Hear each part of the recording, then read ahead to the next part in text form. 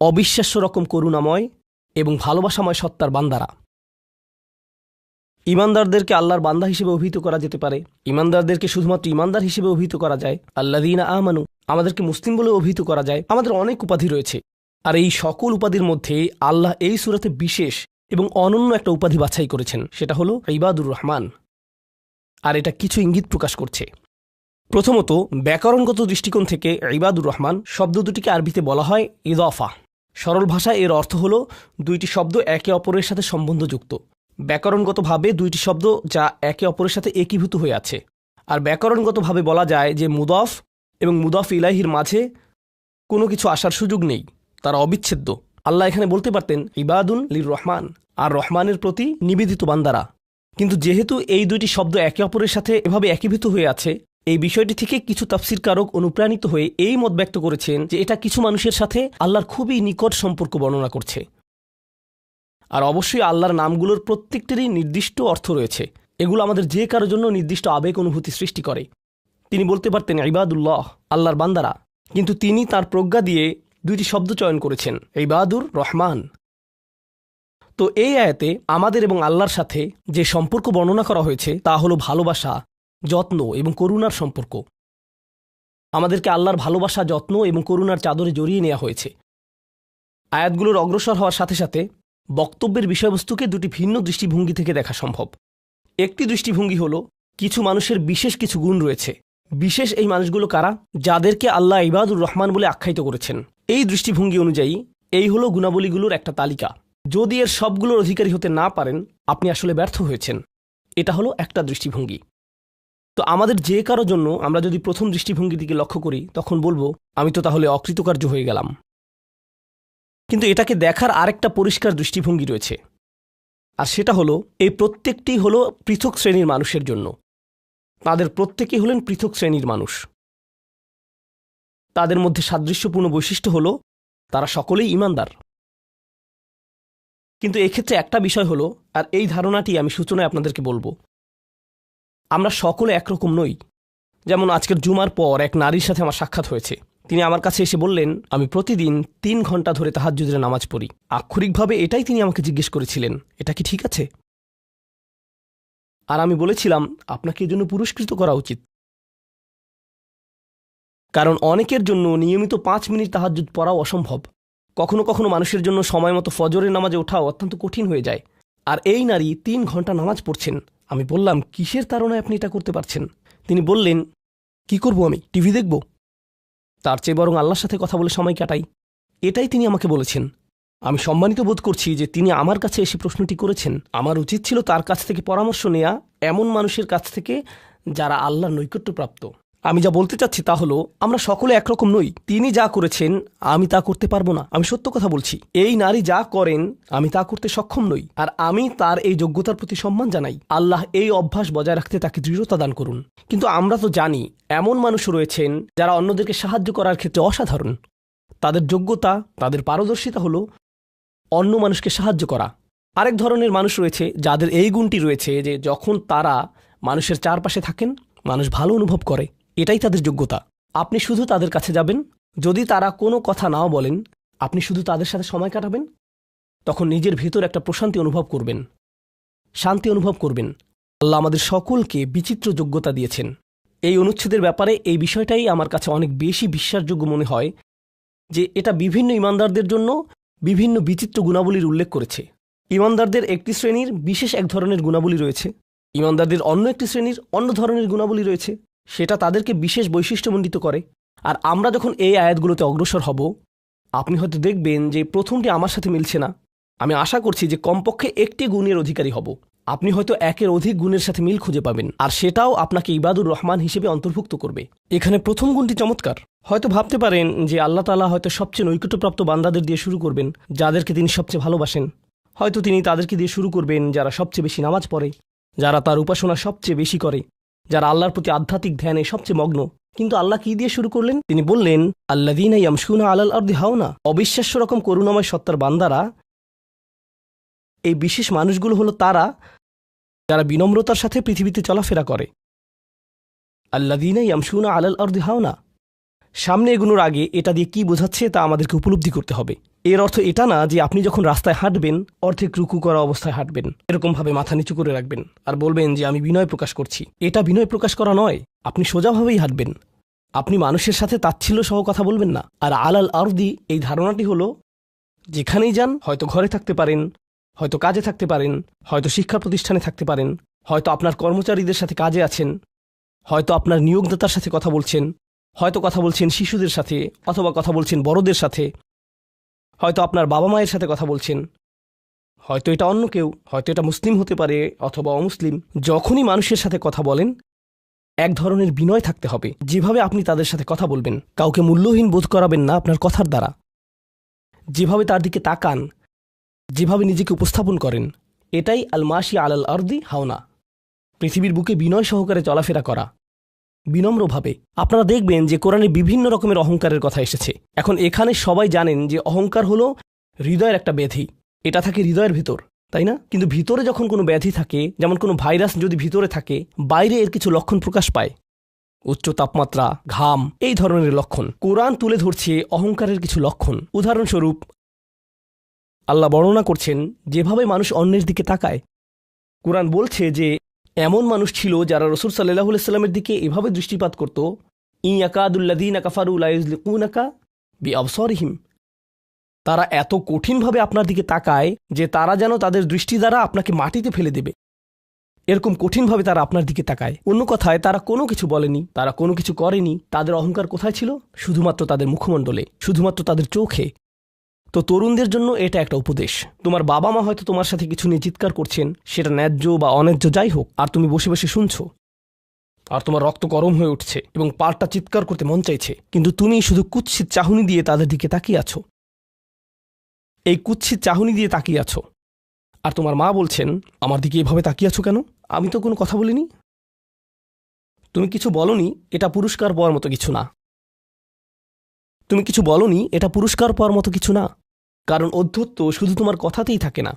তবে অভিনন্দন যে তুমি কোনো কিছু বলনি, এটা অপেক্ষাকৃত ভালো, কারণ সেটা তাহলে আরও খারাপের দিকে যেত। কিন্তু এক ধরনের অধ্যত্ব, ক্রোধ এবং বিনয়ের অভাব আমাদের চোখে মুখে ফুটে ওঠে। সুম্মা নজর, সুম্মা আবাসা অবাসার, সুম্মা আদবার অস্তাকবার। শুধু যেভাবে কারো দিকে তাকান, শুধু যেভাবে ভ্রু কুঁচকান, শুধু যেভাবে চোখ ঘুরান, কখনো কখনো যেভাবে কারো দিকে তাকান, কখনো কখনো যেভাবে কারো দিকে না তাকান। কেউ আপনাকে সালাম দিয়েছে, আপনি তার দিকে তাকালেনও না, অন্যদিকে ফিরলেন এবং তা উপেক্ষা করলেন, অথবা শুধু ওয়ালাইকুম আসসালাম বললেন। আপনি সালামের জবাব দিয়েছেন, কারণ তা না হলে তো গুনাহ হতে পারে, কিন্তু জবাব দিলেন খুবই নিচু স্বরে, এটা নিশ্চিত করার জন্য যাতে সে শুনতে না পায়, আর সে মনে করলো যে আপনি জবাব দেননি। এরকম যে আল্লাহ জানেন যে আমি জবাব দিয়েছি, কিন্তু আমি তাকে এটা জেনে পরিতৃপ্তি লাভ করতে দিব না যে আমি তার সালামের জবাব দিয়েছি। তো যখন সে এসে বলে যে ভাই আমি তো আপনাকে সালাম দিয়েছি, আপনি জবাব দেননি, আমি তো জবাব দিয়েছি, এটাও হাউন এর অভাব। আল্লাযীনা ইয়ামশুনা আলাল আরদি হাওনা, মানুষের প্রতি বিনয়, শিশুদের প্রতি করুণা, বয়স্কদের প্রতি করুণা, এমন মানুষদের প্রতি করুণা যারা এর যোগ্য না। আর প্রসঙ্গক্রমে এর অর্থ এটা না যে আপনাকে অপমান করার সুযোগ আপনি মানুষকে করে দিবেন। এমন পরিস্থিতি আছে আমাদের পরিবারগুলোতে, আমাদের বন্ধুবান্ধবের মাঝে, আমাদের পরিসরে, যেখানে কিছু মানুষকে অবমাননাকর হিসেবে পাবেন। এমনটা ঘটে। আপনার পরিবারে এমন মানুষ রয়েছে, কখনো কখনো আপনার পিতামাতাও এরকম হতে পারেন। এটা খুবই কষ্টদায়ক বিষয়, এটা খুবই অন্যায্য বিষয়, আর আপনাকে এগুলো সবসময় শুনতে হয়, বারবার শুনতে হয়। শ্রোতাদের ভিতর এমন নারী রয়েছেন যাদেরকে আমি দেখতে পাচ্ছি না, তারা পর্দার আড়ালে রয়েছেন, কিন্তু তারা যে অবস্থাতেই থাকেন, হয়তো শ্বশুরবাড়ির আত্মীয় অথবা ভাই বোন বা অন্য কারো কাছ থেকে তাদের কথা শুনতে হয়, আর তাদের এটা সব সময় শুনতে হয়, আর এগুলো শুনে তাদের রক্ত গরম হয়ে যায়। তখন কি করবেন? আপনাকে তখনও বিনয় ধরে রেখে যা করা শিখতে হবে তা হলো প্রথমত সেরকম পরিস্থিতি থেকে দূরে থাকবেন। যদি জানেন যে মেজাজের ভারসাম্য হারিয়ে ফেলবেন, তখন সেখান থেকে বেরিয়ে যান। এই মুহূর্তে আমি এই আলোচনায় অংশ নিতে পারবো না, দুঃখিত, আমি একটু হাঁটতে যাব। রাগে বিস্ফোরিত হয়ে যাওয়ার আগে এটা থেকে বেরিয়ে যান। এটাই প্রথমত এবং প্রধানত ইয়ামশুনা আলাল আরদি হাওনা।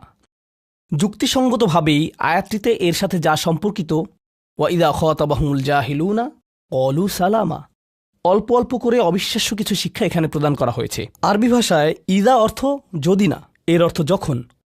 যখন বিরক্তিকর ব্যক্তিরা, যখন সেই ব্যক্তিরা যাদের নিজস্ব নিয়ন্ত্রণ নেই, এরা যখন তাদের সাথে কথা বলে, যখন মূর্খ লোকেরা তাদের সাথে কথা বলে, এখানে বলা হচ্ছে না যে যদি তারা কথা বলে, বরং আয়াতে বলা হচ্ছে যখন তারা কথা বলে। আল্লাহ আমাকে এবং আপনাকে জানিয়ে দিচ্ছেন যে এমন লোক সব সময় থাকবে যারা আমাদের উদ্দেশ্যে কথা বলবে, যারা আমাদের সাথে আলোচনায় অংশ নিবে, যারা আমাদের সাথে ভাব প্রকাশ করবে। তাদের আচরণ হয়তো ভালো হবে না, এরকমটা ঘটবে, এটা এড়াতে পারবেন না। এই ধরনের অপ্রীতিকর অভিজ্ঞতার শিকার আপনাদের প্রত্যেককেই হতে হবে, আমি সহ।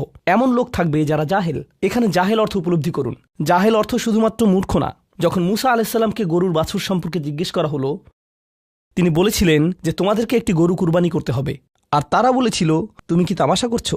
আতাত্তাখিদুনা হুজুয়া, তুমি কি আমাদের সাথে উপহাস করছো? আমাদেরকে গরু কুরবানি করতে হবে? এখানে আমাদের সামনে জটিল পরিস্থিতি রয়েছে, কিন্তু কোনো গরু কুরবানির প্রয়োজন নেই। তিনি আসলেই রেগে গেলেন। আপনারা জানেন যখন মুসা আলাইহিসসালাম রেগে যান তখন তিনি কিছু একটা করে ফেলতে পারেন। তো তিনি তৎক্ষণাৎ আল্লাহর কাছে প্রার্থনা করলেন এবং বললেন, আউযু বিল্লাহি আন আকুনা মিনাল জাহিলিন, আমি জাহেলদের অন্তর্ভুক্ত হওয়া থেকে আল্লাহর আশ্রয় প্রার্থনা করি। এর অর্থ মূর্খ নয়, কারণ স্পষ্টতই মুসা আলাইহিসসালাম ছিলেন পৃথিবীর জ্ঞানী মানুষদের একজন। তিনি অজ্ঞতা নিয়ে কথা বলছেন না। তিনি বলছেন, আমি আমার আবেগের উপর নিয়ন্ত্রণ হারানো থেকে, মেজাজের নিয়ন্ত্রণ হারানো থেকে আল্লাহর আশ্রয় প্রার্থনা করছি, এমন জিনিস বলা থেকে অথবা করা থেকে যা আমি এখন করতে চাই, কিন্তু আমাকে নিজেকে সংযত করতে হবে। এখন এই উপলব্ধি থেকে আলোচ্য আয়াতটিতে আসুন। এরকম মানুষ রয়েছে যারা সবচেয়ে জঘন্য কথা বলে, কিন্তু তাদের কোনো লাগাম নেই। কথাগুলো আপনার হৃদয় থেকে এসে মস্তিষ্ক হয়ে এরপর তার জিহ্বাতে যাওয়া উচিত, কিন্তু এই পথে কিছুটা লাগাম থাকতে হবে। আমার হয়তো এটা বলা উচিত না, আমি কিছু একটা অনুভব করছি, হয়তো গালি বের হয়ে যাবে, সেটা গলায় পৌঁছে গিয়েছে, কিন্তু সেটা আমার মুখ দিয়ে বেরিয়ে আসা উচিত না, আমার সেটা গিলে ফেলা উচিত। কিন্তু কিছু মানুষ রয়েছে, তাদের মাথায় যা আসে তাই বলে ফেলে।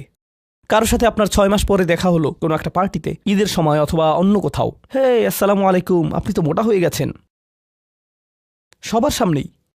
এটা কেমন কথা? আপনি এটা মনে মনে আনতে পারেন আর নিজের মনে মনে মাশা আল্লাহ বলতে পারেন, কিন্তু সবার সামনে কেন আপনাকে এ কথা বলতে হবে?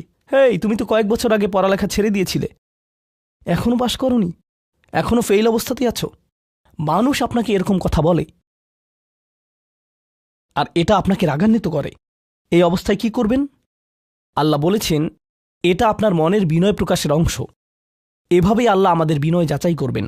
আর প্রসঙ্গক্রমে তারাই হয়ে থাকে আমাদের সবচেয়ে কাছের মানুষ, যার অর্থ আপনি এই ধরনের পরিস্থিতিতে বারবার বারবার বারবার পড়বেন। কিভাবে এটা থেকে বেরিয়ে আসবেন?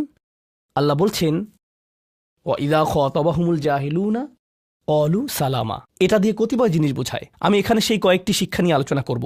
যখন এমনটা ঘটবে, আপনার তাৎক্ষণিক প্রতিক্রিয়া হবে শান্তি, ক্বালু সালামা। এটা দ্বারা বিদায়ও বোঝাতে পারে। আপনি বলবেন, সালাম, আমি আর এই আলোচনা চালিয়ে যেতে চাই না, আমি সম্মানজনকভাবে আপনাকে বিদায় জানাবো। ও দাঁড়ান, আমার তো একটা মিটিং আছে।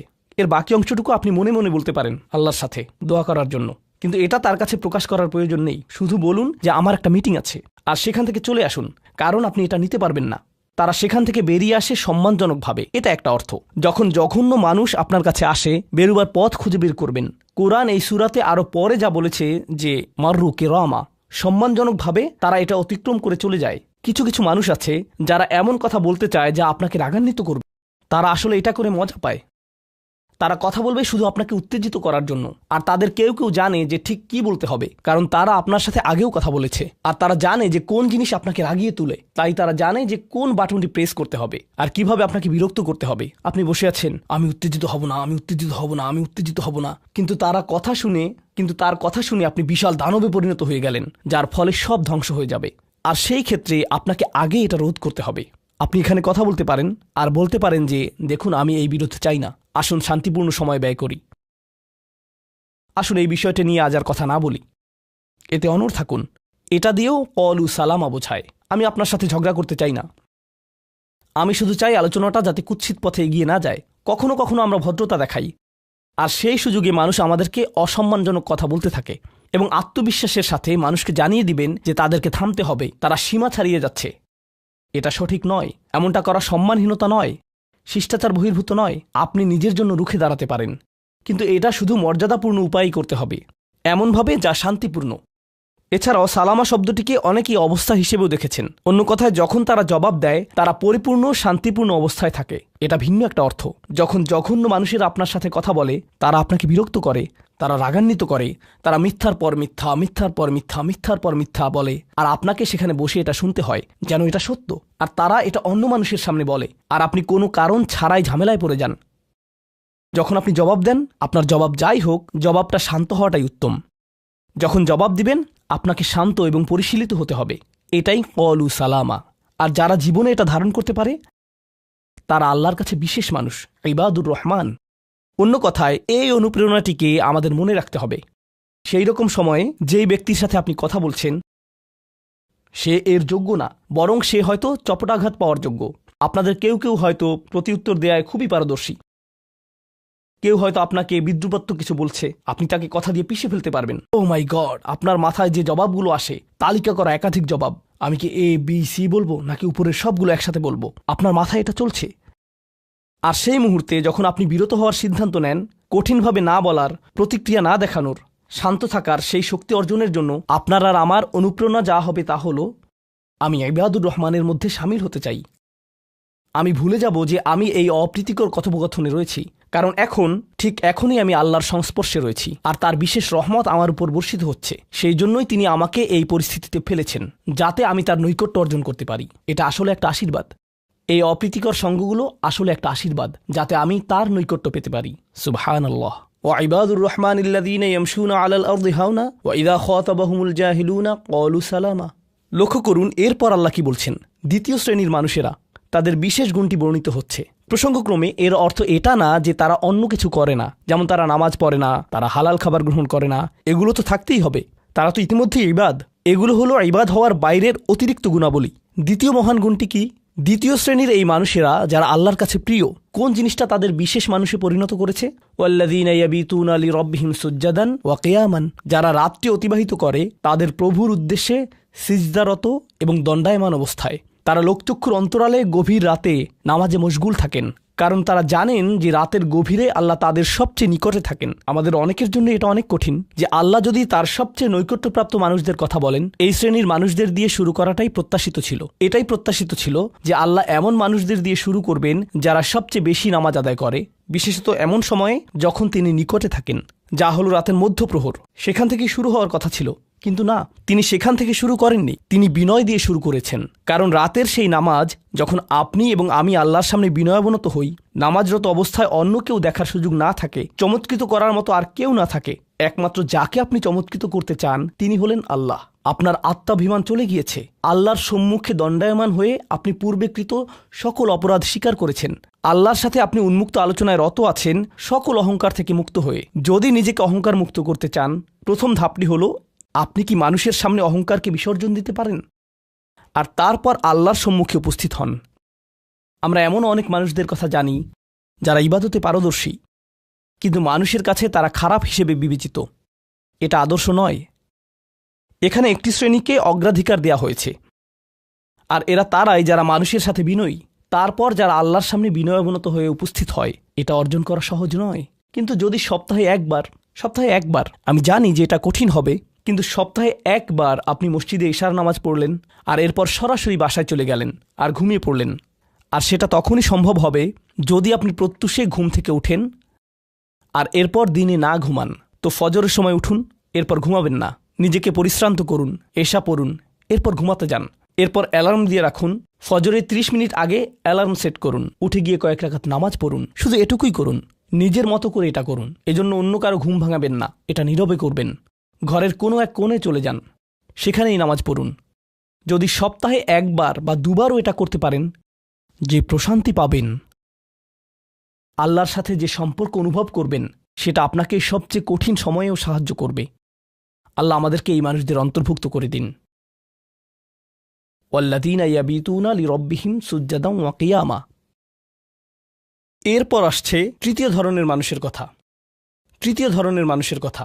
ওয়াল্লাযীনা ইয়াকুলুনা রাব্বানা ইসরিফ আন্না আযাবা জাহান্নাম ইন্না আযাবাহা কানা গরামা ইন্নাহা সাআত মুস্তাকাররা ওয়া মুকামা। এই মানুষেরা শুধু একটি দোয়া করে, দোয়ার তালিকা নয়।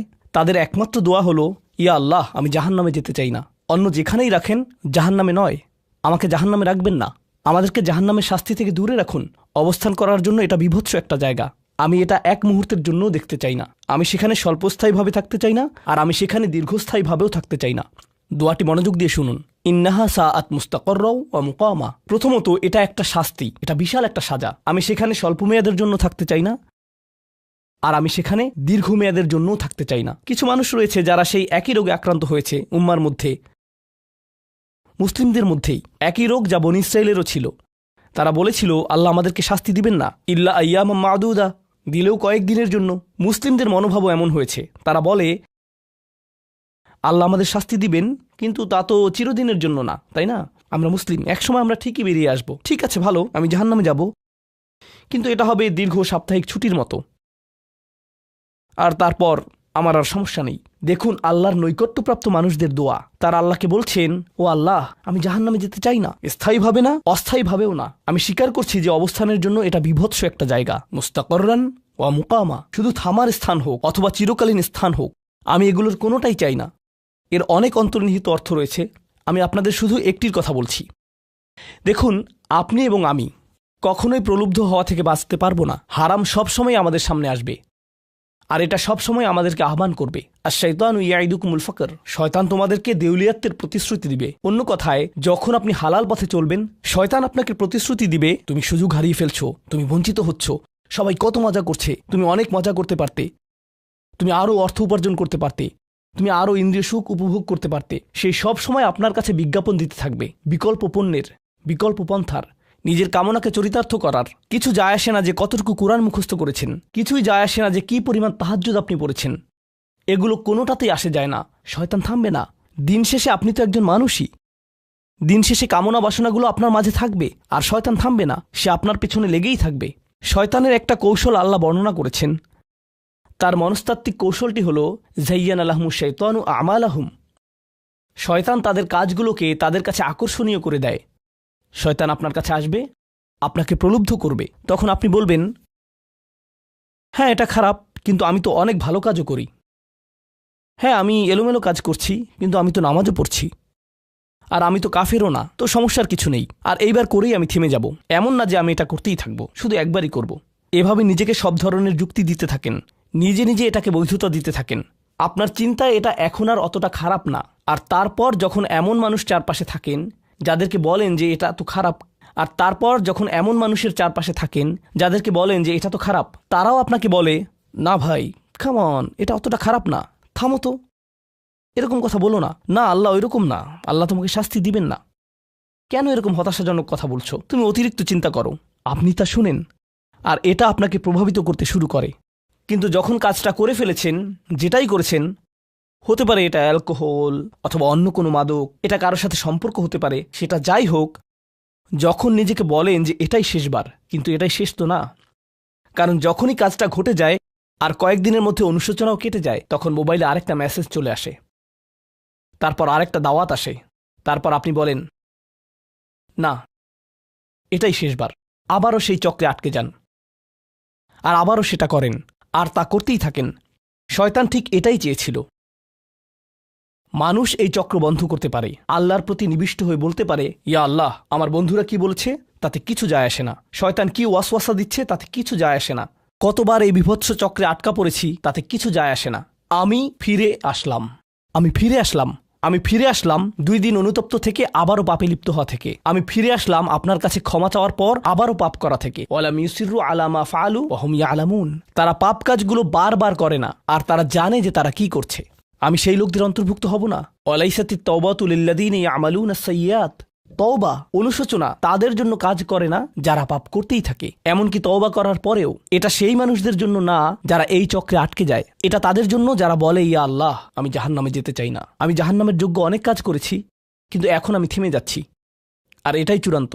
তারা হলেন আল্লাহর কাছে বিশেষ মানুষ, কারণ আল্লাহ জানেন এটা কতটা প্রলুব্ধকারী ছিল, আল্লাহ জানেন সেই আসক্তি কতটা শক্তিশালী ছিল, আল্লাহ জানেন পাপের কত গভীরে আপনি ছিলেন, আল্লাহ জানেন আপনার উপর শয়তানের সেই দীর্ঘ নিয়ন্ত্রণের কথা, আর আপনি সেই নিয়ন্ত্রণ ভঙ্গ করতে এবং আল্লাহর কাছে ফিরে আসতে সক্ষম হয়েছেন। আল্লাহর পথে আপনার এই যাত্রা অন্য মানুষের তুলনায় অনেক কঠিন। আপনার সামনের প্রলোভনগুলো অনেক শক্তিশালী, আপনার প্রতি অভিকর্ষের টানটি অনেক বেশি শক্তিশালী, আর এর সাথে লড়াই করে যেহেতু আল্লাহর কাছে এসেছেন, তাই আপনি বিশেষ মর্যাদা সম্পন্ন। এটা মনে করবেন না যে আমি তাহাজ্জুদ পড়ি না তাই আমি অতটা ভালো না, অথবা আমি আরবি জানি না, বা আমি এখনো সম্পূর্ণ কোরআন পাঠ করিনি, আর আমি তাজবিদের নিয়মগুলো জানি না। না না না না না, আপনার বিশেষত্ব এজন্য না যে আপনি 17 বার হজ করেছেন। আপনার জ্ঞান এবং ইবাদতের জন্য আপনি আল্লাহর কাছে বিশেষ না, আপনি আল্লাহর কাছে বিশেষ মর্যাদা সম্পন্ন, কারণ আপনি পাপ থেকে বেরিয়ে এসেছেন। আর আপনি শুধু তার ভয়েই ভীত। এটাই আপনাকে আল্লাহর কাছে বিশেষ মর্যাদা সম্পন্ন করে। তাই আপনিও ইবাদুর রহমান। তো এখান থেকে আল্লাহ আমাদেরকে সম্পূর্ণ বিপরীত দিকে নিয়ে যাচ্ছেন। এই প্রত্যেক শ্রেণী সম্পর্কে চিন্তা করুন, কিভাবে এগুলো আপনার সাথে প্রাসঙ্গিক, কিভাবে আপনি আল্লাহর কাছে বিশেষ মর্যাদা সম্পন্ন হতে চান, কিভাবে আপনি আল্লাহর নৈকট্য পেতে চান, কিভাবে আমি আল্লাহর নৈকট্য পেতে চাই। আমাদের কাছে এটা আসলে কতটা মূল্যবান। পাপ হলো এক প্রকারের ভালোবাসা। আমরা এর মোহে পড়ে যাই, আমরা এতে আসক্ত হয়ে যাই। আর এই অনুচ্ছেদটি আসলে ভালোবাসার একটা প্রতিযোগিতা। কারণ আপনি ইন্দ্রিয় সুখ ভালোবাসেন, আপনি এই পাপগুলোকে ভালোবাসেন, আর আপনি তা ছাড়তে চান না, কারণ এতে আপনার সুখানুভূতি নষ্ট হবে। আর অন্যদিকে আল্লাহ বলছেন, আমি আমার নিজের দ্বারা সেই সুখকে প্রতিস্থাপন করে দিব, আমি এটাকে আমার নৈকট্য দ্বারা প্রতিস্থাপন করে দিব। আল্লাহ এই সুযোগ দিয়েছেন। আপনার নিজেকে এই সমীকরণের আলোকে সিদ্ধান্ত নিতে হবে। আপনি এই পরিস্থিতিতে পড়বেন, অন্য কেউ জানবে না, কেউ জানবে না যে আপনার মাথায় কি সংগ্রাম চলছে, কেউ জানবে না, শুধু আল্লাহ জানবেন। আর প্রসঙ্গক্রমে উদাহরণস্বরূপ আপনাদের কেউ কেউ যখন হারাম সম্পর্কে জড়ান, নিশ্চিত বলছি না, আপনাদেরকে অভিযুক্ত করছি না, কোনো মানুষ, আপনারা না, কোনো মানুষ যাদেরকে আপনারা চিনেন, তারা হয়তো অনৈতিক সম্পর্কে জড়িত, আর আপনি তা থেকে বের হতে চাচ্ছেন। তো আপনি এই আলোচনা শুনে তাকে মেসেজ দিলেন, আমি আর এটা করতে পারবো না। সে উত্তর দিল, তুমি কি আমাকে ভালোবাসো না? তুমি এখন আমাকে ঘৃণা করো? তুমি কি মনে করো যে আমি তোমার জাহান্নামে যাবার কারণ? আমি কি এতটাই খারাপ? এখন আপনি বলছেন, না তুমি অতটা খারাপ না, না আমি তোমাকে ভালোবাসি, তুমি মোটেই খারাপ না, তুমি অনেক ভালো। ঠিক আছে, যদি আমার সাথে সম্পর্ক সমাপ্ত করতে চাও, আজকে রাতে আমার সাথে দেখা করো, আর আমার মুখের সামনে এটা শেষ করো। না, এটা আমি করতে পারবো না। ঠিক আছে, তুমি আমাকে ঘৃণাই করো। আচ্ছা ঠিক আছে, আমি আসছি। এটা আবার শুরু হয়ে গেল। আর এরপর আপনি আবারও তওবা করতে চান। দেখতে পাচ্ছেন, এটা শুধুমাত্র আপনি না, আপনি হয়তো আবেগগতভাবে কোনো কিছুতে জড়িয়ে যেতে পারেন, আর এখন আপনি আবেগগতভাবে ব্ল্যাকমেইলের শিকার হচ্ছেন। এর দ্বারা আপনি খারাপ বোধ করবেন। আপনাকে এর বিরুদ্ধে যুদ্ধ করতে হবে, আপনাকে এটা অবদমন করতে হবে, আর আপনাকে উপলব্ধি করতে হবে যে আপনি হয়তো কাউকে হতাশ করছেন, কিন্তু আল্লাহকে সন্তুষ্ট করছেন। আর আপনি এটা শুধু নিজের জন্যই করছেন না, বরং এটা ওই মেয়ের জন্যও করছেন, বা ওই ছেলের জন্যও করছেন যে আপনার মেসেজের জবাব দিচ্ছে। সে আল্লাহর সামনে দাঁড়াবে, এটাও আপনি চান না। আপনি যদি তাকে আসলেই ভালোবাসেন, শুধুমাত্র যদি তাকে কামনা না করেন, বরং তাকে ভালোবাসেন, তাহলে আপনি তাকেও রক্ষা করতে চাইবেন। তো এখন আমরা খুবই অপ্রত্যাশিত স্থানে চলে যাচ্ছি। আল্লাহর কাছে আরও কে বিশেষ মর্যাদা সম্পন্ন? আল্লাযীনা ইযা আনফাকু লাম ইউসরিফু ওয়া লাম ইয়াকতুরু ওয়া কানা বাইনা যালিকা কওয়ামা। এই মানুষেরা যখন তারা অর্থ ব্যয় করে, তারা সকল অর্থ উড়িয়ে দেন না, তারা অতিরিক্ত খরচ করেন না, আর তারা কৃপণও নয়। তারা অনেক বেশি খরচ করেন না, আর তারা অনেক কমও খরচ করেন না। তাদের বাজেট ভারসাম্যপূর্ণ। বাজেটের সাথে আল্লাহর নৈকট্যের সম্পর্ক কি? সম্পর্ক রয়েছে, কারণ আল্লাযীনা ফি আমওয়ালিহিম হাক্কুন মালুম, তাদের অর্থে অন্যদের অধিকার রয়েছে যা সুবিদিত। আপনার পিতামাতার অর্থনৈতিক সহায়তা প্রয়োজন, আপনার সন্তান, আপনার ভাই বোন, আপনার স্ত্রীর প্রয়োজন, এমন অনেক ক্ষেত্র রয়েছে যার জন্য আপনার অর্থ প্রয়োজন। কিন্তু যখন আপনি প্রয়োজনহীন জিনিসে আসক্ত হয়ে পড়েন, আর আপনার অর্থ যখন ব্যয় হয় সিনেমার পর সিনেমা, সিনেমার পর সিনেমায়, সাবস্ক্রিপশনের পর সাবস্ক্রিপশনে, গেমের পর গেম, এরপর গেমে, গাড়ির জন্য নতুন যন্ত্রাংশ কেনার পেছনে, যেই চাকা দেখতে উল্টো দিকে ঘূর্ণায়মান, তার প্রয়োজন আপনার নেই। সেগুলো আপনি দেখবেন না যখন আপনি গাড়ি চালাবেন, সেটা অন্য কেউ দেখবে। এগুলো ঘুরবে অন্য কারোর জন্য, আপনার জন্য না। যন্ত্রাংশ অথবা ডিভাইস। আপনি নতুন আইফোন ছাড়াও বেঁচে থাকবেন, এতে কোনো ক্ষতি হবে না। স্যামসাং যদিও কিছুটা বিপজ্জনক, তারপরও অনেক বোনেরা পার্স অথবা ব্যাগের জন্য এমনটা করেন। ও আল্লাহ, এই ব্যাগগুলোর কোনোটার দাম কয়েক লাখ টাকা। বলছি না যে আপনি এগুলোর কোনোটাই কিনতে পারবেন না, কিন্তু আল্লাহ বলছেন ঠিক আছে খরচ করো, কিন্তু অতিরিক্ত খরচ করো না। আপনাদের কারো কারো জন্য আবার সবচেয়ে খুশির বিষয় হলো টাকা ধরে রাখা। আপনি স্ত্রীকে সাথে নিয়ে সুপার শপে গিয়েছেন, তিনি এক প্যাকেট দুধ নিলেন। আমাদেরকে এত বেশি দুধ প্রয়োজন, ছোট প্যাকেট নিতে পারো না? ডিসকাউন্টের জন্য অপেক্ষা করতে পারো না? এটা দুধ, এটা ডিম, এগুলো নিয়ে কৃপণতা না করলে হয় না? এমন মানুষ রয়েছে যারা প্রাপ্য মানুষদের টাকা ধরে রাখে। আপনার সন্তানদের অর্থ প্রয়োজন, তাদের চলার জন্য কিছুটা পকেট খরচ প্রয়োজন, আপনার স্ত্রীর কিছুটা অর্থ প্রয়োজন। যদি তিনি গৃহ ব্যবস্থাপনার দায়িত্বে থাকেন আর তিনি নিজে উপার্জন না করেন, আর তিনি আপনার কাছে বলেন আমি কি 500 টাকা পেতে পারি? কিসের জন্য তোমার টাকা প্রয়োজন? আমাকে সম্পূর্ণ প্রতিবেদন প্রদান করবে। সকল রিসিট দেখাবে। দাঁড়ান, 1 মিনিট থামুন। এটা লাম ইয়াকতুরু, এটা আপনার জন্য চ্যালেঞ্জ হতে পারে। আপনি যদি আল্লাহর নৈকট্য লাভ করতে চান, আপনার পরিবারের খাবারের প্রসঙ্গ আসলে তাদেরকে জঞ্জালের মতো বিবেচনা করবেন না। আপনার জন্য সর্বোত্তম খরচের খাত হলো আপনার পরিবার। নিজের পরিবারের সাথে এরকম খারাপ আচরণ করবেন না, কিন্তু অতিরিক্ত খরচও করবেন না। অন্যরা এমন আছে যারা টাকা উড়ায়। আল্লাহ হয়তো আপনাকে কিছুটা অর্থ দিয়েছেন, আর আপনি আপনার 16 বছরের সন্তানকে BMW কিনে দিলেন যাতে সে রাস্তার পাশে লাগিয়ে দিয়ে অ্যাক্সিডেন্ট করতে পারে, আর তারপর তাকে আরেকটা কিনে দিলেন। না না না, আপনি এমনটাও করতে পারবেন না। লাম ইউসরিফু ওয়ালাম ইয়াকতুরু ওয়া কানা বাইনা যালিকা কওয়ামা। তারা একটি ন্যায্য ভারসাম্যপূর্ণ পন্থা অবলম্বন করে এই দুই অবস্থার মাঝে অবস্থানের জন্য। পরবর্তী গুণটি আমার প্রিয়, মনোযোগ দিয়ে শুনুন। এরা সবাই একটি শ্রেণী। ওয়াল্লাযীনা লা ইয়াদউনা মা'আল্লাহি ইলাহান আখার ওয়া লা ইয়াকতুলুনা আন-নাফসাল্লাতী হারামাল্লাহু ইল্লা বিল হক ওয়া লা ইয়াজনুন ওয়া মান ইয়াফআল যালিকা ইয়ালকা আসামা। তারা আল্লাহর পাশাপাশি অন্য কোনো উপাস্যের কাছে প্রার্থনা করে না, আর আল্লাহর পাশাপাশি অন্য কোনো উপাস্যের কাছে প্রার্থনা না করা অবস্থায় তারা কাউকে হত্যা করে না, এবং তারা ব্যভিচারে লিপ্ত হয় না। 3টি বিষয়। তারা আল্লাহ ছাড়া কারো কাছে প্রার্থনা করে না, এর সাথে রয়েছে তারা হত্যা করে না, এবং তারা ব্যভিচার করে না। 3টি বিষয় একসাথে। 3টি বিষয় একসাথে। এটা তো অসাধারণ কোনো অর্জন নয়। কেউ বলতে পারে যে হ্যাঁ, আমি তো তালিকায় এসে পড়েছি, আমি কাউকে হত্যা করিনি।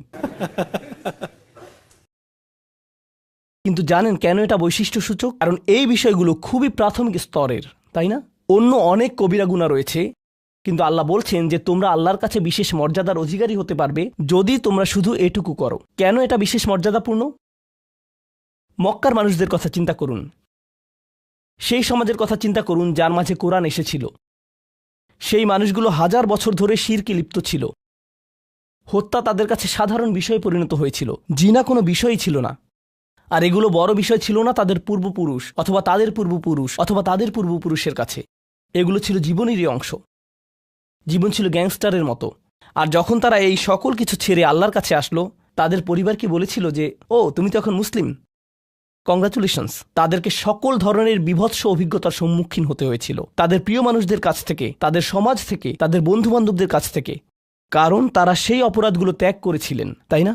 কিছু মানুষের জন্য শুধুমাত্র ঈমান গ্রহণ করা, শুধুমাত্র অপরাধী জীবন থেকে বেরিয়ে আসা, শুধুমাত্র জিনা থেকে বেরিয়ে আসা ছিল এতটাই বড়।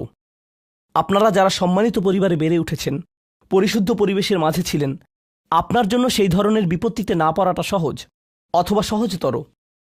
এখনকার সময়ে যে কোনো কিছুই সহজ।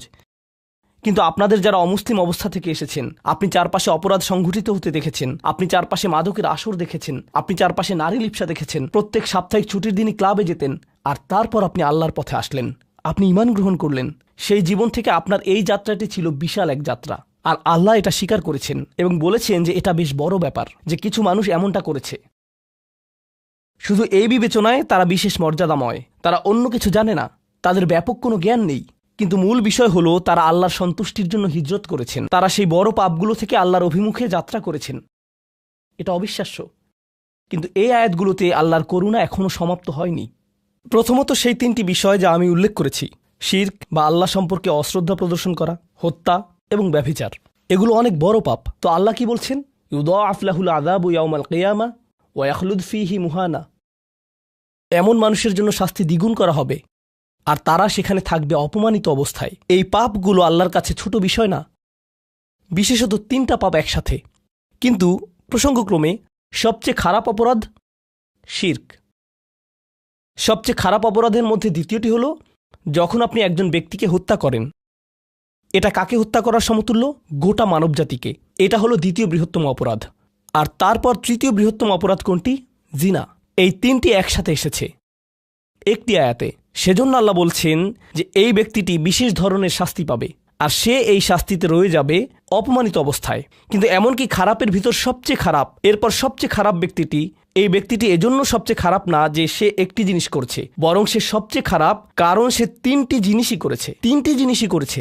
এটা জাহান্নামের হ্যাট্রিক অর্জনের মতো। আর সম্পর্কে আল্লাহ কি বলছেন? তিনি বলছেন ইল্লা মান তাবা ওয়া আমানা ওয়া আমিলা আমালান সলিহা। অর্থাৎ যে অনুতপ্ত হয়েছে, ঈমানের পথে ফিরে এসেছে এবং তখন থেকে ভালো কাজ শুরু করেছে, তার জন্য নিয়মের ব্যতিক্রম হবে। এটা উপলব্ধি করাটা গুরুত্বপূর্ণ। আল্লাহ বর্ণনা করছেন নিকৃষ্টের মধ্যে নিকৃষ্ট, তার চেয়েও নিকৃষ্ট। আর তারপর বলেছেন এমনকি সেই ব্যক্তির ক্ষেত্রেও যদি সে আমার কাছে ফিরে আসে আমি তাকে শাস্তিতে নিক্ষেপ করব না। কিন্তু এতটুকু যথেষ্ট না। আমরা কথা বলছি ইবাদ আর রহমানের ব্যাপারে, যিনি অবিশ্বাস্য রকমের করুণাময় সত্তা। তো তিনি তাদেরকে শুধুমাত্র জাহান্নাম থেকে রক্ষা করেই ক্ষান্ত হবেন না, তিনি আরও কি করবেন? ফাউলাইকা ইউবাদদিলুল্লাহু সাইয়্যাতিহিম হাসানাত, সেই মানুষগুলোর মহাপাপগুলোকে প্রতিস্থাপিত করবেন। আর আমি আপনাদেরকে মনে করিয়ে দিচ্ছি সেই পাপগুলো কি? শিরক। ইন্না শিরকা লাযুলমুন আযীম, হত্যা। কাআন্নামা কাতালান নাসা জামিআ, সে যেন গোটা মানবজাতিকে হত্যা করল। এবং জিনা, ব্যভিচার, সবচেয়ে বড় পাপ এগুলো। আল্লাহ বলছেন যে পাহাড় সমান তাদের এই সমগ্র পাপ কাজগুলোকে আমি প্রতিস্থাপন করে দিব ভালো কাজ দিয়ে। কিন্তু তারা এখনও কোনো ভালো কাজ করেনি, তারা এখনও নামাজ পড়েনি, তারা এখনো ইবাদত করেনি, তারা এখনো হজ করেনি, তারা এখনো দান করেনি। তারা মূলত যা করেছে তা হলো অনুতপ্ত হয়েছে। আর এখন থেকে তারা ভালো কাজ করবে। আল্লাহর জন্য এতটুকুই যথেষ্ট। তাদের পাহাড়সম পাপগুলো নিবেন যা তাদেরকে চিরকাল জাহান্নামে নিক্ষেপ করতে অপমানিত অবস্থায়, আর তিনি এই পাহাড়সম পাপগুলোকে নিয়ে পাহাড়সম ভালো কাজে পরিবর্তিত করে দিবেন। এটাই আল্লাহ করবেন তাওবাকারীদের জন্য। আপনিও বিশেষ মর্যাদার অধিকারী হবেন। শুধু তাওবা করুন। তো আপনি যখন বসে বসে এটা শুনছেন আর ভাবছেন আমি তো বেশ বড় ভুল করে ফেলেছি, এখানে হয়তো এমন কেউ বসে আছে যিনি কাউকে হত্যা করেছেন, এরপর জেলে গিয়েছেন এবং মুক্তি পেয়েছেন।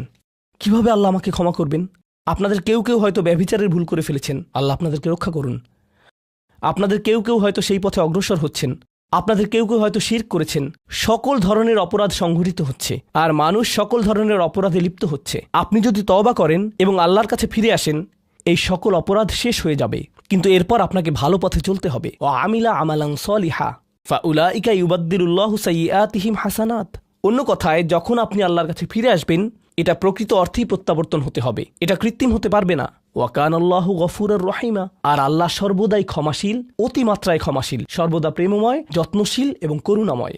আমার সময় ফুরিয়ে যাচ্ছে, কিন্তু আপনাদের সাথে আরও কয়েকটা বিষয় শেয়ার করতে চাই। আসুন এই তালিকাটা প্রথমে শেষ করি। এটা শেষের দিকে। কেউ বলতে পারে যে আমি শিরক করিনি, আমি হত্যা করিনি, আমি জিনাও করিনি, আমি শুধু ছোট বিষয়গুলো করেছি। যেমন আমি ফজরের নামাজ পড়িনি, একদিন ফ্রিজ থেকে আমার ভাইয়ের চকলেট মিল্ক চুরি করে খেয়েছি, বেশ কয়েকবার বাবার সাথে চড়া মেজাজে কথা বলেছি, আরেকদিন একটা পার্টিতে কিছুটা গীবত করে ফেলেছি। কিন্তু আমি হত্যা করিনি।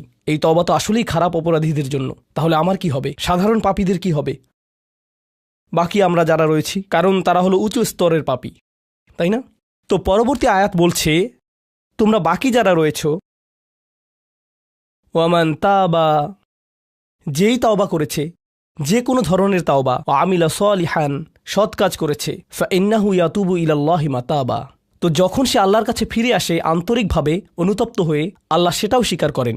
না না না, কারণ আমার পাহাড়সম পাপ প্রয়োজন, এটাকে পাহাড়সম পুণ্যে রূপান্তরিত করার জন্য, এটাকে পাহাড়সম পুণ্যে রূপান্তরিত করার জন্য এমন প্রয়োজন নেই। যেই পাপেই লিপ্ত থাকেন না কেন, শুধু তওবা করুন। ফাইন্নাহু ইয়াতুবু ইলাল্লাহি মাতাবা ওয়াল্লাযীনা লা ইয়াশহাদুনা যুর, এমন মানুষ যারা অন্যায়ের সাক্ষ্য হয় না। এর অর্থ হলো তারা সহ্য করে না যখন কোনো অন্যায় সংঘটিত হয়। এই মানুষগুলো আল্লাহর কাছে মর্যাদা সম্পন্ন, কারণ তাদের পরিসরে কেউ যখন মানসিকভাবে নির্যাতনের শিকার হয়, কেউ যখন অর্থনৈতিকভাবে নির্যাতনের শিকার হয়, তাদের পরিবারে, ধরুন 2 ভাই মিলে কোনো ব্যবসা করে, আর তাদের একজন সকল অর্থ আত্মসাৎ করে অন্যজনকে বঞ্চিত করে, যার ফলে আদালতে গিয়ে এখন একে অপরের বিরুদ্ধে অবতীর্ণ। সেখানে আপনার হয়তো কোনো এক পক্ষের সাথে সম্পর্ক রয়েছে, আপনি নিশ্চুপ দাঁড়িয়ে থেকে অন্যায় হতে দিবেন না। আপনি এটা হতে দিবেন না। যদি এটা আপনার নিজের বাবার বিরুদ্ধেও যায়, যদি এটা আপনার স্বামী, স্ত্রী বা সন্তানদের বিরুদ্ধেও যায়, আপনি অলসভাবে দাঁড়িয়ে থেকে অন্যায়কে সহ্য করবেন না, আপনি প্রতিবাদ করবেন। কমপক্ষে এর নীরব অংশীদার হবেন না, আপনি সে স্থান ত্যাগ করবেন। এর সাথে আমার কোনো সম্পর্ক নেই, আমি এর অংশ হতে চাই না। লা ইয়াশহাদুনা যুর, এর আরেকটা অর্থ হলো তারা মিথ্যা সাক্ষ্য প্রদান করে না। কখনো আপনার উপর চাপ থাকে এমন মানুষের পক্ষ অবলম্বন করার জন্য যারা অন্যায়কারী। আপনি জানেন যে তারা অন্যায়কারী, কিন্তু তারা বলে পরিবার আগে ভাই, অথবা বন্ধুত্ব সবার আগে। আর আপনি যদি এটা করেন, যদি আপনার আনুগত্য ভুল স্থানে প্রদান করেন, এটা জেনে শুনে যে আপনি ভুল, তাহলে এটা লা ইয়াশহাদুনা জুর এর লঙ্ঘন। আয়াতটির দ্বিতীয় অংশ ওয়া ইযা মাররু বিল্লাগwi মাররু কিরামা, এটাও অসাধারণ। এই আয়াতে আল্লাহর কাছে আপনাকে অসাধারণ বানিয়েছে কোনটি? আপনি একটা আসরে রয়েছেন, বন্ধুরা সবাই ঘুরে বেড়াচ্ছে, অথবা আপনি হয়তো কোনো হোয়াটসঅ্যাপ গ্রুপে আছেন। আজকাল যোগাযোগের বিভিন্ন মাধ্যম রয়েছে, আর এই সকল যোগাযোগের মাঝে মানুষ যুক্তিহীন কথা বলে থাকে। মানুষ একে অপরের বিরুদ্ধে গীবত করে, তারা একে অপরের প্রতি বিদ্রূপ করে, তারা একে অপরের সময় নষ্ট করে, আর আপনি এর সাথে কোনো সম্পর্ক রাখতে চান না। তো আপনি কি করবেন? আপনি আসরটি ত্যাগ করবেন। কিন্তু আপনি প্রথমে একটা লেকচার দিবেন না যে এগুলো সবই অর্থহীন, তোমরা নিজেদের সময় নষ্ট করছো, আস্তাগফিরুল্লাহ, আমি তোমাদেরকে আল্লাহর দিকে ডাকছি এবং তওবা করতে আহ্বান জানাচ্ছি, তোমরা এই ভিডিওটি দেখো, আমি এই আসর ত্যাগ করছি না। অথবা আপনি কোনো পার্টিতে রয়েছেন আর বললেন, আস্তাগফিরুল্লাহ, তোমরা সবাই গীবত করছো, আমি এখান থেকে চলে যাচ্ছি। ওয়া ইযা মাররু বিল্লাগwi মাররু কিরামা, যখন তারা এই ধরনের আসরের পাশ দিয়ে যায়, যখন তারা এই ধরনের পরিস্থিতির সম্মুখীন হয়, তারা সেখান থেকে বেরিয়ে আসে সম্মানজনক উপায়ে, মাররু কিরামা। অন্য কথায়, তারা তাদের নিজস্ব মর্যাদা রক্ষা করে। তারা এমন অবস্থায় পড়ে না যা অন্যদেরকে এবং তাদের নিজেদেরকে অপমানিত করে। আর এই প্রক্রিয়ায় তারা অন্য কাউকে খারাপ বোধও করায় না। তারা সম্মানজনক অজুহাত তৈরি করে এবং নিজেদেরকে সেই পরিস্থিতি থেকে বের করে আনে। ওয়া ইযা মাররু বিল্লাগwi মাররু কিরামা। আর সবশেষে ওয়াল্লাযীনা ইযা যুক্কিরু বিআয়াতি রাব্বিহিম লাম ইয়াখিরু আলাইহা। আসলে এখনো শেষ হয়নি, আপনাদের ভালো বোধ করার জন্য বললাম। ওয়াল্লাযীনা ইযা যুক্কিরু বিআয়াতি রাব্বিহিম লাম ইয়াখিরু আলাইহা সুম্মান ওয়া উমিয়ানান। এটা জুমায় অংশগ্রহণকারীদের জন্য। যখন তাদেরকে স্মরণ করিয়ে দেয়া হয়, তারা অন্ধ এবং বধিরের মতো পড়ে থাকে না। অন্য কথায়, তারা সেগুলো উপেক্ষা করে না, তারা সেগুলোকে হালকাভাবে গ্রহণ করে না। তারা কিছু শোনার পর বলে না যে হ্যাঁ, এটা আমার সম্পর্কেই বলেছে, এটা ঠিকই আমার বিবেককে আঘাত করেছে, কিন্তু আমি ভুলে যাব যে এটা আমি শুনেছি। আমি ভান করব যে এটা আমার সম্পর্কে না এবং এটা নিয়ে চিন্তা করব না। তারা ইচ্ছাকৃত বধির না, আর তারা ইচ্ছাকৃতভাবে অন্ধও না। সেই স্মরণিকার প্রতি যা তাদেরকে প্রদান করা হয়েছে, এটা ছিল আপনার সম্পর্কে, এটা ছিল আপনার কার্যকলাপ সম্পর্কে, আপনার উদ্দেশ্য সম্পর্কে। আর এখন আপনি এটা আর নিতে পারছেন না, কারণ আপনি পরিবর্তিত হতে চান না। বাল ইউরিদুল ইনসানু লিয়াফজুরা আমামাহ। মানবজাতি শুধু তার সামনে যা রয়েছে তাতে নিমজ্জিত হয়ে যেতে চায়। প্রলোভনগুলো এতটাই মজবুত। আর কোরআন উলিন নুহা সম্পর্কে বলছে, তারা এমন মানুষ যারা নিজেদেরকে সংযত করতে পারে। আপনাকে স্মরণ করিয়ে দেয়া হচ্ছে নিজেকে সংযত করার জন্য, আর আপনি বলছেন আমি সংযত হতে চাই না, আমি এই অবস্থাতেই ভালো আছি। আমি ইতিমধ্যেই কাজটি করার দিন, তারিখ এবং স্থান নির্ধারণ করে ফেলেছি এবং টিকিটও করে ফেলেছি। এরপর এই খুতবাটি আমার মুড নষ্ট করে দিল। তো আমি এখন একটা বার্গার খাবো এবং খুতবায় যা শুনেছি তা নিয়ে চিন্তা করব না। তারপর সেখানে যাব যেখানে আমি যেতে চেয়েছিলাম। খুতবাটা বেশ দেরিতে শোনা হয়েছে। সেই মানুষেরা এমনটা করে না। যখন কোনো স্মরণিকা শ্রবণ করে, নিজেদের উপর এর প্রভাব পড়তে দেয়। তারা এটাকে পরিবর্তন ঘটানোর সুযোগ দেয়। এটাই তাদেরকে আল্লাহর কাছে বিশেষ মানুষে পরিণত করে। প্রসঙ্গক্রমে, কখনো কখনো আপনার ভিতরে ঘটে যাওয়া সেই পরিবর্তন অন্য কেউ দেখে না, অন্য কেউ জানে না সেই পাপ সম্পর্কে যার দিকে আপনি অগ্রসর হচ্ছিলেন। সেটা শুধুই আপনি এবং আল্লাহর মাঝে সীমাবদ্ধ। আর আল্লাহ আপনাকে তার ইবাদ হিসেবে গণ্য করেন, কারণ আপনি সেই পরিবর্তন ঘটিয়েছেন। তো এখন যেহেতু আমরা সমাপ্তির দিকে যাচ্ছি, এটাই এখানে বর্ণিত শেষ গুণ। এই মানুষেরা শুধুমাত্র নিজেদের নিয়ে উদ্বিগ্ন না, বরং তারা তাদের পরিবার নিয়েও উদ্বিগ্ন। ওয়াল্লাযীনা ইয়াকুলুনা রব্বানা হাবলানা মিন আজওয়াজিনা ওয়া যুররিয়াতিনা কুররাতা আয়ুনিন। হে প্রভু, আমাদের স্ত্রী এবং আমাদের সন্তানদের দ্বারা আমাদেরকে চক্ষুর শীতলতা দান করুন, যার অর্থ দুইটি জিনিস। আমি জটিলতা পরিহার করে আপনাদেরকে সরলভাবে কুররাতা আয়ুনিন এর অর্থ বুঝিয়ে বলছি। প্রথম অর্থ হল, ইয়া আল্লাহ, অন্য সকল কিছু আমাকে পীড়িত করে, অন্য সকল কিছু আমাকে অসুবিধায় ফেলে, কিন্তু যখন আমি আমার স্ত্রীর কাছে আসি এবং আমার সন্তানদের কাছে আসি, ইয়া আল্লাহ, এই স্থানটিকে আমার জন্য প্রশান্তিদায়ক করে দিন। আমার সকল অসুবিধা দূর হয়ে যায় যখন আমি আমার স্ত্রীর দিকে তাকাই। আমার সকল অসুবিধা দূর হয়ে যায় যখন আমি আমার সন্তানদের সাথে থাকি। ইয়া আল্লাহ, আমার স্ত্রী এবং আমার সন্তানদের মাঝে এটা প্রদান করুন, অথবা আমার স্বামী এবং আমার সন্তানদের মাঝে এটা প্রদান করুন। কুররা শব্দটির দ্বিতীয় অর্থটি এসেছে করার থেকে। করার অর্থ যখন আপনার চোখ কোথাও আটকে যায়। ইয়া আল্লাহ, আমার স্ত্রীর প্রতি আমার ভালোবাসা এতটাই সৃষ্টি করে দিন যাতে আমি তার উপর থেকে চোখ ফিরাতে না পারি। ইয়া আল্লাহ, আমার সন্তানদের নিয়ে আমাকে এতটাই আনন্দিত করে দিন এবং এতটাই ভালোবাসাপূর্ণ করে দিন যাতে আমি তাদেরকে অন্যদের সাথে তুলনা না করি। আমার যা রয়েছে তা নিয়ে আমি সুখী। তারা খারাপ বোধ করুক, এটা আমি চাই না। আমি তাদের অর্জনের স্বীকৃতি প্রদান করি। আমাকে সেই সামর্থ্য দান করুন যাতে স্ত্রী এবং সন্তানদের মাঝে কুররাতু আয়ুন খুঁজে পাই। আমাকে একটি মজবুত পরিবার দান করুন এবং আমাকে আমার পরিবারের প্রতি সন্তুষ্ট করে দিন। আপনাদের অনেকের জন্য একমাত্র দুশ্চিন্তার বিষয় হল স্ত্রী এবং সন্তান। এই দোয়া অনুযায়ী দুশ্চিন্তার একমাত্র উপশমকারী হওয়া উচিত স্ত্রী এবং সন্তান। আর আপনি নিজে চেষ্টা না করে শুধু আল্লাহর কাছে কিছু চাইতে পারেন না, কারণ আল্লাহ বিশেষ কোনো বৃষ্টি আপনার পরিবারের উপর বর্ষণ করবেন না যার ফলে আকস্মিকভাবে আপনি আপনার স্ত্রীকে ভালোবাসতে শুরু করবেন। এর জন্য চেষ্টা করতে হবে। আপনার সন্তানদের সাথে সম্পর্ক উন্নয়নের জন্য আপনাকে চেষ্টা করতে হবে। এটা রাতারাতি ঘটবে না। এটা এমন জিনিস যাতে আপনাকে এবং আমাকে বিনিয়োগ করতে হবে। তো আল্লাহ আমাদেরকে সামর্থ্য দান করুন যাতে আমরা শুধুমাত্র মুখে এই দোয়া করে ক্ষান্ত না হই, বরং দোয়াটি যাতে বাস্তবায়িতও করতে পারি, কারণ আল্লাহ প্রচেষ্টার বিষয়ে জিজ্ঞেস করবেন। এমনকি সেই বিখ্যাত দোয়াটির শেষেও এটা এসেছে, রব্বানা আতিনা ফিদ দুনিয়া হাসানা ওয়া ফিল আখিরাতি হাসানা ওয়া কিনা আযাবান নার। বিখ্যাত একটি দোয়া, তাই না? আমাদেরকে এই জীবনের সর্বোচ্চটা দান করুন, পরের জীবনেরও সর্বোচ্চটা দান করুন, আমাদেরকে জাহান্নামের শাস্তি থেকে রক্ষা করুন। এরপরে আল্লাহ কি বলছেন? উলাইকা লাহুম নাসিবুম মিম্মা কাসাবু। তারা ততটুকু অংশই পাবে যা তারা অর্জন করেছে। আপনি শুধু দোয়া করবেন আর তা কাজ করবে তেমনটা না, আপনাকে অর্জন করতে হবে, আপনার চেষ্টাকে কাজে লাগাতে হবে। তো আপনি যখন আপনার পরিবার নিয়ে উদ্বিগ্ন থাকবেন তখনই আপনি পরিবারে প্রশান্তি প্রদানের জন্য আল্লাহর কাছে চাইবেন। আর প্রসঙ্গক্রমে এটা দিয়ে কি বোঝায়? যে সকল স্বামীরা যারা লন্ডন শহরে রাত 2টা-3টা পর্যন্ত সীসা বারে সময় কাটান কিন্তু বাড়িতে তাদের স্ত্রীদের কাছে যান না, কারণ তারা তাদের স্ত্রীদের মাঝে কোনো প্রশান্তি খুঁজে পান না, আর তাদের স্ত্রীরা তারাও তাদের স্বামীদের মাঝে কোনো প্রশান্তি খুঁজে পান না। যখন তারা বলবেন না ভাই আমাকে বাড়ি যেতে হবে, তখন তারা আল্লাহর কাছে বিশেষ মর্যাদা সম্পন্ন হয়ে উঠবেন। যখন তারা সন্তানদের সাথে সময় ব্যয় করবেন, সন্তানদের থেকে তাদের চোখ সরে যায় না, আর যেহেতু আপনার চোখ তাদের থেকে সরছে না, এর অর্থ আপনি আসলে তাদের সাথে রয়েছেন। এর অর্থ আপনি আসলে সন্তানদের সাথে সময় ব্যয় করছেন এবং সেটা উপভোগ করছেন। এই বিষয়টি আপনাকে আল্লাহর কাছে বিশেষ মর্যাদা সম্পন্ন করে তুলেছে। তাদের জন্যই উলাইকা ইউজজাউনাল গুরফাতা বিমা সাবারু। আর আমাদেরকে মুত্তাকিনদের নেতা হিসেবে কবুল করুন, সৎকর্মশীলদের নেতা হিসেবে কবুল করুন। আমাদের সন্তানদেরকে ভালো সৎকর্মশীল জীবন দান করুন, যার ফলে যখন আমি আপনার সম্মুখে দাঁড়াবো, ইয়া আল্লাহ, আমার পরিবারের সদস্যদের কাজের কারণে আমার সৎকর্মের পরিমাণ শুধু বৃদ্ধিই পাবে। এখন এই সব কিছুর পরে উলাইকা ইউজজাউনাল গুরফাতা বিমা সাবারু, এই মানুষদেরকে প্রদান করা হবে সুউচ্চ প্রাসাদ, তারা যে ধৈর্য প্রদর্শন করেছে তার প্রতিদান স্বরূপ। লক্ষ্য করুন, এখানে আল্লাহ বলছেন তারা যে ধৈর্য প্রদর্শন করেছে তার প্রতিদান স্বরূপ। আপনি যদি এই তালিকার প্রথমে যান, যারা তাদের জিহ্বা সংযত করে, যখন মূর্খ লোকেরা তাদের সাথে কথা বলে তারা বিনয়ী, তারা জিহ্বা সংযত করে, যারা আল্লাহ ছাড়া অন্য কারো ইবাদত করে না, যারা আল্লাহর ইবাদত করে রাতের গভীরে।